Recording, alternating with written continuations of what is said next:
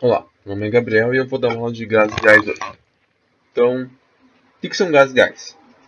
Gases gás são gases reais, né? Eles são um modelo idealizado para representar o comportamento dos gases da forma mais precisa possível. E quais são os pontos principais de um gás ideal? Eles têm um movimento desordenado, né? Resumindo, eles têm um movimento que não tem algum padrão visível, né? Claramente. E eles têm uma dependência entre si, eles não estão interagindo com os outros, né?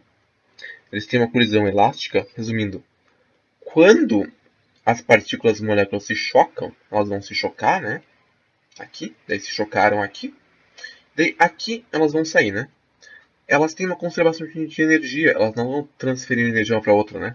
Elas não têm deformação, a energia se conserva, né? Pode dizer que a energia cinética final é igual à inicial, né? Tá.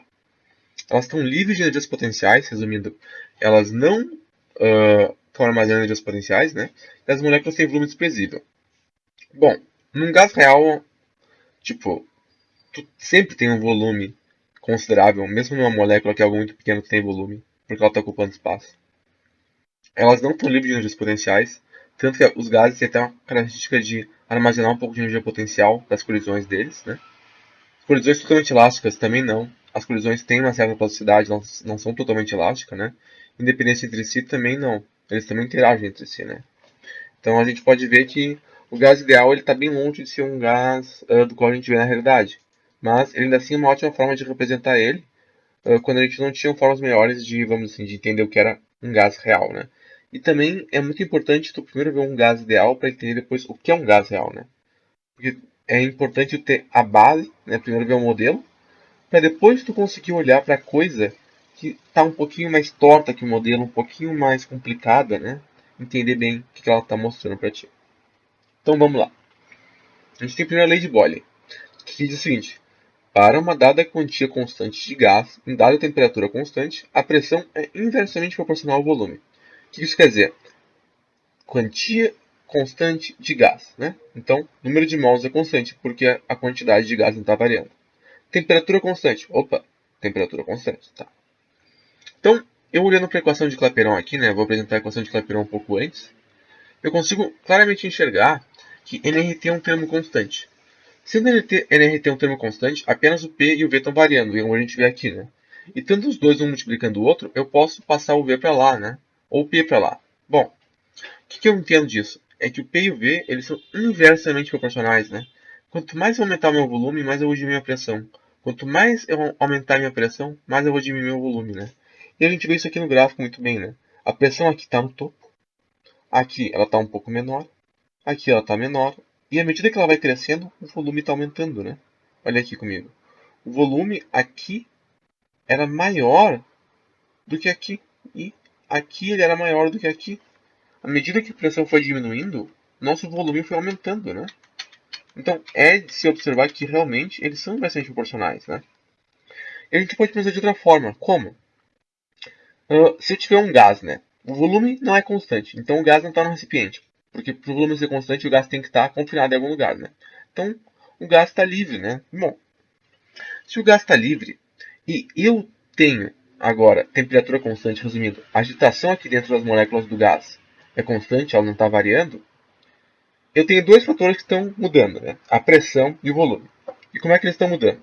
Bom, quando eu faço pressão externa nesse gás, o que acontece? Ele vai comprimir, né? Porque à medida que eu fizer a pressão, o gás vai comprimir. E, por outro lado também, se eu diminuir essa pressão, o gás vai aumentar de volume, ele vai se expandir, né? Porque agora, pensa numa fumaça, né? Tem uma fumaça. Quando vem muito vento na fumaça pelos lados, a fumaça vai diminuindo, ela vai se afunilando. Quando tu vê a fumaça sem o vento cercando ela, sem uma ventania fazendo pressão sobre ela, né? Tu vê que a fumaça vai se expandindo, ela vai se dispersando, né? Não é um exemplo totalmente correto para esse caso, mas dá para dar a ideia de que o gás ele se expande quando a pressão diminui, né? Que o volume está aumentando, e ele se comprime quando a pressão aumenta, né? Quando a pressão sobre ele aumenta. E ele aumenta de volume quando a pressão sobre ele diminui. E daí, tendo esse termo constante, a gente pode igualar os instantes iniciais e finais chegar nessa relação aqui. P1 vezes V1 igual a P2 vezes V2, que é uma transformação isotérmica. Ok? Essa foi a lei de Boyle. Vamos agora para a lei de Charles. A lei de Charles agora é onde a gente tem pressão constante. Ela é um pouco diferente. Como? Né? Bom, se a pressão é constante, eu posso pensar da seguinte forma. Eu tenho um gás aqui, né? E a minha pressão é sempre a mesma, então a pressão não está mudando. Ela é, vamos dizer assim, não vamos olhar para ela, né? Minha pressão é constante. Mas eu tenho a temperatura mudando. Então, a agitação das moléculas dentro desse gás está mudando, né? Elas às vezes ficam mais agitadas. Elas fazem mais movimento à volta delas, né? À medida que elas fazem mais movimento à volta delas, elas vão fazer o gás começar a quase que borbulhar por dentro, né? Ele está se debatendo por dentro. E já que o volume não é constante, não tem um recipiente confiando esse gás vai se expandir, né? Então, à medida que eu aumentar a temperatura, eu vou aumentar o volume do gás. E à medida que eu diminuir a temperatura, eu vou diminuir o volume do gás. Que é o que a gente vê nessa relação aqui, né? Quando a gente tem só o volume e a temperatura como variáveis, eles são diretamente proporcionais, que é uma reta de declividade crescente de pelo grau, né? Agora, a gente consegue também montar a equação de uma transformação isobárica.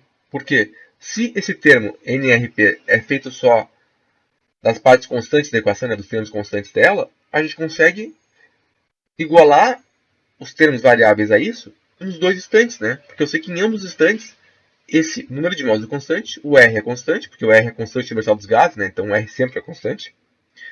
E a pressão, porque a pressão nesse caso é constante, porque isso é uma transformação isobárica, né? Tá até aqui para quem quiser ver como é que se fez, né?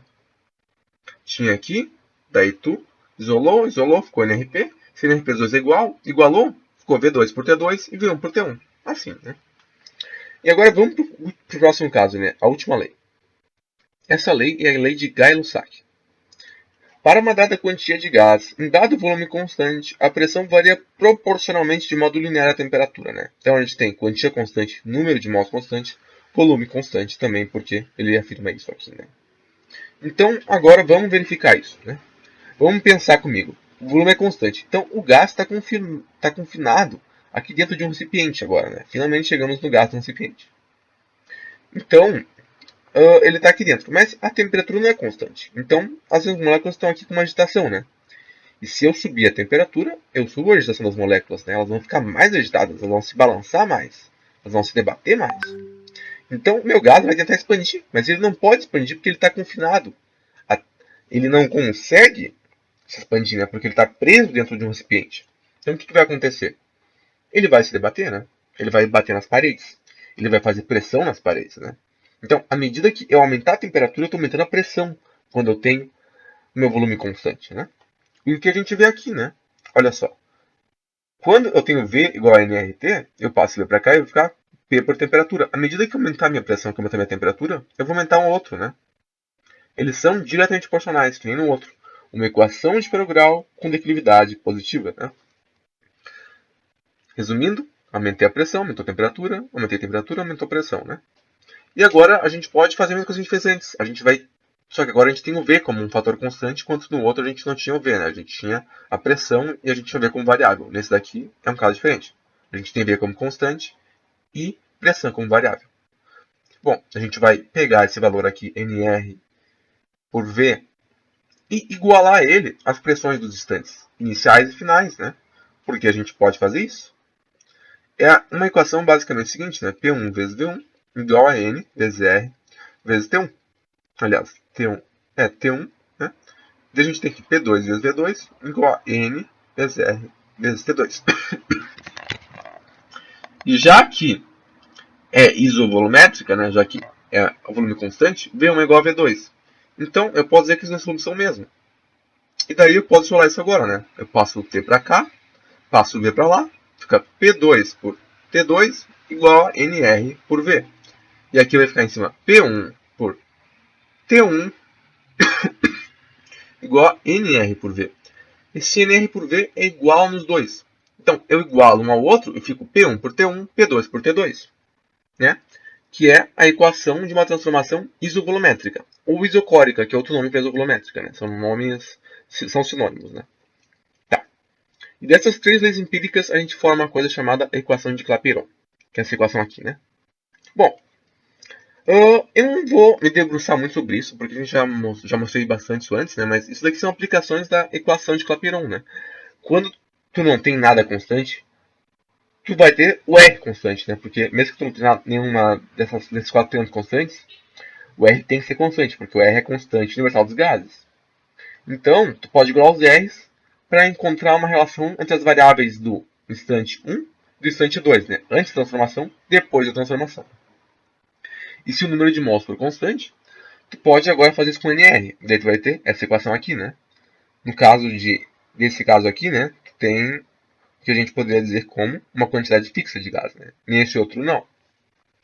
Mas bom, o que tu tem que prestar atenção é que tu não tem que decorar essas equações, né? Até essas equações aqui, elas são totalmente deduzíveis, né? Tu tem que observar o que está variando, o que está constante na hora de montar a tua equação, para entender o que está acontecendo, né? Tipo, tem que sempre para essa equação entender isso, né? Quando um está constante, tu vai ter uma relação de variação entre os outros, né? Tipo, o volume está constante, é a pressão e a temperatura que está variando, né? Pressão é constante, volume e temperatura. Volume constante, temperatura e pressão. Tem que observar bastante a partir dessa equação como é que isso funciona, né?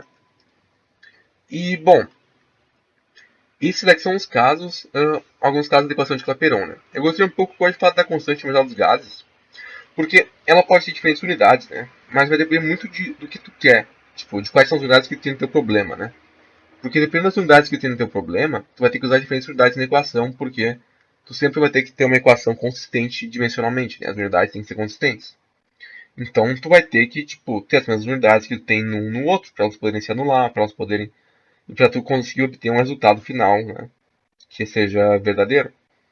Então, o que a gente tem aqui é uma coleção de unidades, né? A gente está transformando o AT mililitro em joules, né? O que a gente chega aproximadamente nisso daqui, né? Isso daqui não deu aproximado, isso daqui em cima, porque esse daqui de baixo eu não usei valores exatos, usei valores aproximados. Mas ele chegou bem perto, né? A gente pode ver que daqui que a gente vai, que todos esses valores aqui são a mesma, são esse R aqui, todos eles representam a mesma coisa, só que são unidades diferentes, né? E as unidades você vai usar dependendo de como forem as informações do seu problema, né? Dependendo de qual unidade você precisar.